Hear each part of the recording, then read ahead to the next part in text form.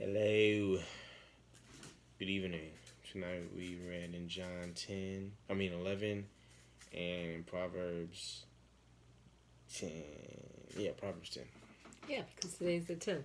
John 11, the most, or the majority of the chapter was spent on Lazarus and, his siblings, Martha and Mary. And we know that he died, and Jesus took some time to come and or to go see him. And of course you're like, wow, what was the delay? If you were here, this would not have happened. And then some of the Pharisees were like, well, if he could, restore sight to the blind, why didn't he raise him from the dead? Two scriptures really spoke to me, and it kind of goes with what happened, today in this semester, or maybe there's a brand new quarter in your job as far as the project, what have you. But it might be very difficult.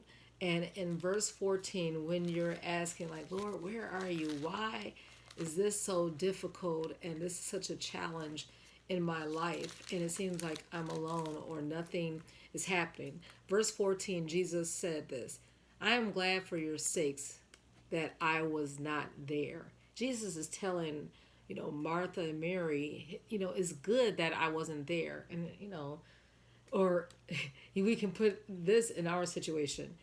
The Lord saying, I'm glad I wasn't there, when you were taking that test, or when you were in that courtroom. Like, wow, what happened? You would never leave me nor forsake me. But listen to what he said at the tail end of the scripture: to the intent that ye may believe. Nevertheless, let us go unto him. The whole point is that he wants to build our faith, to strengthen.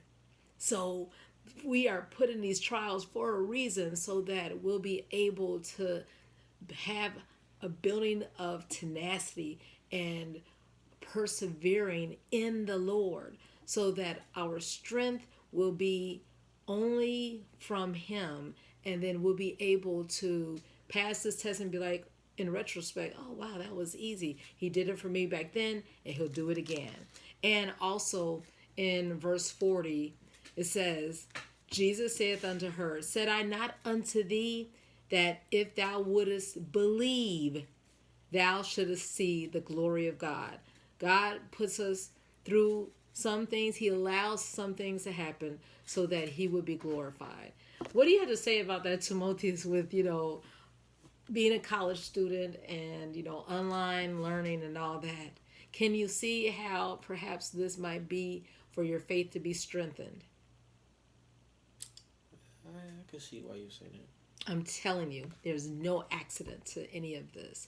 And whatever you're going through, it's for that reason. And in Proverbs, the 10th chapter, verse 14 again, we are to store up the jewels, extract the knowledge, the pearls of wisdom. It says wise men, wise women, wise teenagers, wise adolescents, whoever, wise people lay up knowledge or store up knowledge. Let's not waste these experiences, because further down the line, we're going to see that this is going to be so valuable for our next stop or somewhere in the future. So let's put all this wisdom in layaway, because it's going to be of good use, and make sure that our faith is being strengthened in the Lord. Have a wonderful evening. Good night.